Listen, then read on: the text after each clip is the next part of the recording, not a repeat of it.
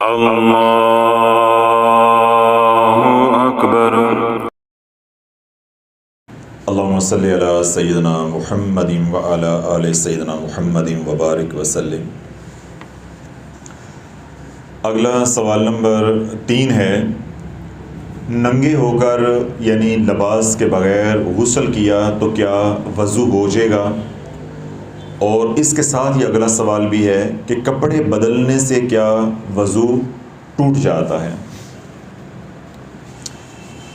پہلے جو سوال ہے اس کا جواب دے دیتا ہوں، پھر جو اس کے ساتھ جو ذیلی سوال ہے انشاءاللہ اس کا جواب خود بخود آپ کو سمجھ آ جائے گا۔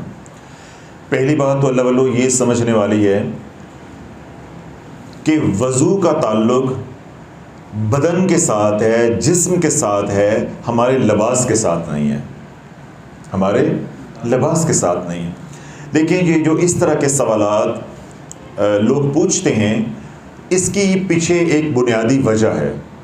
وہ وجہ کیا ہے کہ جب فقہ کے مسائل مرتب ہوئے، علماء نے کتابیں لکھیں، پھر وہ کتابیں جب ہندوستان پہنچیں وہ اردو زبان کے اندر جو ہے وہ ان کے تراجم ہوئے، یعنی ٹرانسلیٹ وہ ہوئیں، تو جن ادوار کے اندر یہ کام ہوا یا کتابیں لکھی گئیں تو اس وقت غربت کا عالم تھا، غربت کا عالم تھا، بیت الخلاء کا تصور ہی نہیں تھا، کسی کو یہ معلوم ہی نہیں تھا کہ ٹوائلٹ کیا ہوتا ہے، واش روم کیا ہوتا ہے، باتھ روم کیا ہوتا ہے، یہ لفظ ہی نہیں بنے تھے، یہ لفظ ہی نہیں بنے تھے۔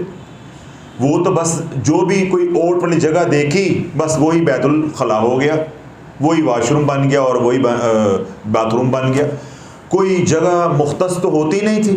اس طرح دیہاتوں کے اندر، پہاڑوں کے صحراؤں میں جہاں کسی کو درخت کے پیچھے جگہ ملی تو وہ اپنی ضرورت پوری کرنے کے لیے اس جگہ کو استعمال کر لیتا تھا، جہاں وہ یہ دیکھتا تھا کہ مجھے کوئی اور دیکھ نہیں رہا، کسی کی نظر نہیں پڑ رہی۔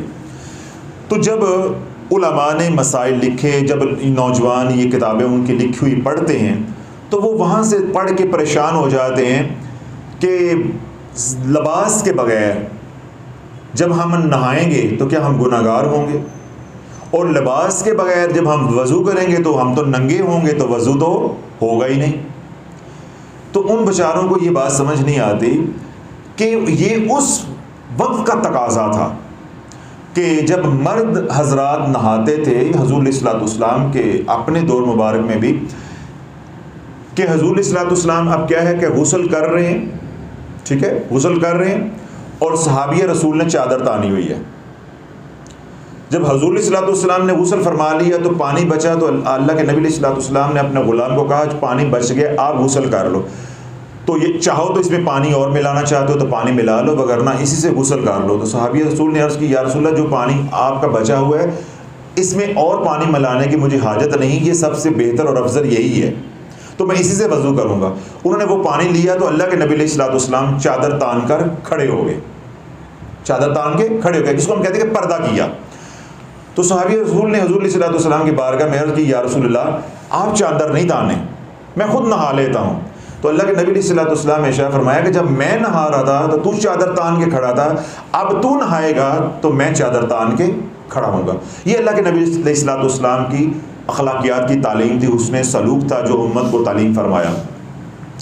اب یہ دیکھیں یہاں سے آپ بات سمجھنے کی کوشش کریں، جب اللہ کے نبی علیہ السلام غسل کر رہے تھے، ٹھیک ہے، تو صحابی رسول یوں چادر تان کے کھڑے ہیں، تو اس کا کیا مطلب ہے کہ آگے حضور علیہ السلام غسل فرما رہے ہیں تو آپ نے جو اپنا ستر ہے وہ کھولا نہیں، یعنی تہمد کپڑا اپنے بدن مبارک پہ تھا۔ بے نہیں جب حضور علیہ السلام نے چادر تانی یعنی کپڑا کھڑا کر کے چادر پکڑ کے کھڑے ہوئے، اب جو صحابی رسول آگے نہا رہے ہیں تو ان نیچے والے جو تہمد ہے، چادر ہے وہ باندھی ہوئی ہے، اس کے اوپر ہی پانی ڈال رہے ہیں اور نہا رہے ہیں۔ اور یہ آج تک ابھی تک دیہات کے اندر لوگ لنگی کے ساتھ ابھی بھی ایسے ہی ٹیوبویل کے اوپر یا نلکا ہوتا ہے، ہینڈ پمپ جس کو آپ کہتے ہیں، اس کے اوپر آج بھی ابھی بھی آپ کو یہ سین دیکھنے میں مل جاتا ہے، ٹھیک ہے۔ جب اللہ رب العزت نے مال کی فراوانی کی، ترقی ہوئی، تو پھر کیا ہوا کہ گھروں کے اندر باتھ روم آیا، یہ ٹوائلٹ آیا، ٹھیک ہے، پھر ٹوائلٹ آیا، پھر باتھ روم آ گیا۔ یعنی پہلے کیا ہوتا تھا، بیت الخلاء کی جگہ علیحدہ ہوتی تھی، نہانے کی جگہ علیحدہ ہوتی تھی، پھر اور ترقی ہوئی تو پھر آل ان ون ہونا شروع ہو گیا، ٹھیک ہے. پھر اور ترقی ہوئی تو اب ویسے ہی اٹیچ باتھ ہو گیا. تو اٹیچ باتھ کے اندر کیا ہے؟ سب کچھ ہوتا ہے، سب کچھ ہوتا ہے. تو اللہ جو وہ لنگی پہن کے نہا رہا ہے، یہ جو باتھ روم ہے اس کی جو چاروں دیواروں نے تجھے ڈھانپ لیا ہے، یہ لنگی ہی تو ہے، اور کیا ہے؟ یہ لنگی ہی تو ہے. لنگی پہننے کا مقصد یا کپڑا یہاں باندھنے کا مقصد کیا ہے؟ کیا ہے؟ یا عورتیں نہا رہی ہوتی ہیں. آج بھی آپ دیکھیں کہ نہر پہ کپڑے یا کھالے پہ زمین رقبے پہ آپ جائیں تو پانی لگا رہی ہوتی ہیں، پانی لگ رہا ہوتا ہے تو عورتیں وہاں کپڑے دھو رہی ہوتی ہیں. پھر کپڑے دھو کے وہیں پہ نہانا شروع کر دیتی. تو کیا کرتی ہیں کہ کچھ عورتیں جو ہیں وہ کپڑا کھڑا کر لیتی ہیں، تو عورتیں انہی کپڑوں کے ساتھ نہا لیتی ہیں، بعد میں کپڑے بدل لیتی ہیں. تو مجبوری ابھی بھی لوگ ایسے نہاتے ہیں، دیہات کے اندر ہے. تو جب شہروں کے اندر اللہ والو اٹیچ باتھ آ گئے، تو اٹیچ باتھ کیا ہے؟ ایک باکس ہے، چاروں طرف سے اوپر نیچے ہر طرف سے بند ہے، اور روشن دان بھی اتنا اونچا ہوتا ہے، 6 فٹ سے اونچا کہ کہیں سے کسی کی نظر نہیں آئے. تو اللہ والو وہاں آپ نے اپنے کپڑے اتار دیے، تو تب بھی آپ یوں سمجھو میں کپڑوں سمیت ہی ہوں. ستر ڈھانپنے کا مطلب کیا ہے؟ کہ کسی کی نگاہ نہ پڑے. ہم یہ جو کپڑے پہنتے ہیں یا ستر ڈھانپتے ہیں، اس کا مطلب یہ نہیں ہوتا کہ میری نگاہ نہ پڑے. اس کا مطلب کیا ہوتا ہے؟ یہ مقصود کیا ہوتا ہے؟ کہ کسی کی نگاہ نہ پڑے، کوئی گناہ گار نہ ہو، میں گناہ کا ذریعہ نہ بنوں. تو جب آپ نے اپنے آپ کو ایک باکس کے اندر بند کر لیا، تو وہ آپ کا لباس بن گیا. وہ آپ کا کیا بن گیا؟ لباس بن گیا. اب وہاں کسی کی نظر جا نہیں سکتی، کوئی آپ کو ننگی حالت میں دیکھ نہیں سکتا. تو اس لیے آج کے دور میں لنگی پہن کے یا بربودا پہن کے یا شارٹ پہن کے یا اس طرح کا اور نکر وغیرہ کوئی چیز ہے وہ پہن کے نہانا، یا خواتین کا لباس سمیت نہانا، وہ اس کی کوئی قید نہیں، اس کی کوئی ضرورت نہیں ہے، کیونکہ اس کا مقصود کیا ہے؟ ڈھانپنا. تو باتھ روم نے ڈھانپا ہی تو ہے، اور کیسے آپ کو ڈھانپنا ہے؟ قبر میں بند کر دیں آپ کو؟ ڈھانپا ہی تو ہے، اور کیا کر دیا ہے؟ تو اس لیے جب آپ بیت الخلاء میں، واش روم میں، باتھ روم میں اپنا لباس آپ نے اتار لیا، تو اب کیا ہے کہ آپ دوسروں کی نگاہوں سے اوجھل ہو گئے، اب محفوظ ہے. تو اسی حال کے اندر آپ غسل کریں گے، اور اسی حال کے اندر آپ وضو بھی کریں گے. اسی حال کے اندر آپ وضو کریں گے، اسی حال کے اندر آپ غسل کریں گے. ہاں، اس کے آگے ہے کہ کیا کپڑے بدلنے سے وضو ٹوٹ جاتا ہے. اب اللہ والو دیکھیں، جب کپڑے اتار دیے، اس نے غسل کر لیا، تو جب غسل ہو گیا ہے تو کیا وضو نہیں ہو سکتا؟ جب غسل ہو گیا ہے تو کیا وضو نہیں ہو سکتا؟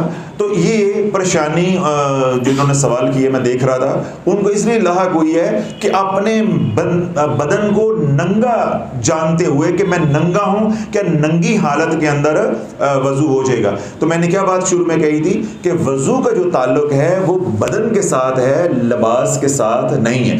جب آپ بیت الخلاء سے باہر نکلنے لگے، پھر آپ کے اوپر واجب ہے کہ اپنے ستر کو آپ ڈھانپیں. اس طرح ہماری بہنیں خواتین ہیں، مستورات ہیں، تو وہ لباس پہن کے باہر جو ہے پورا بیت الخلاء سے یا ڈریسنگ سے جو ہے وہ نکلے.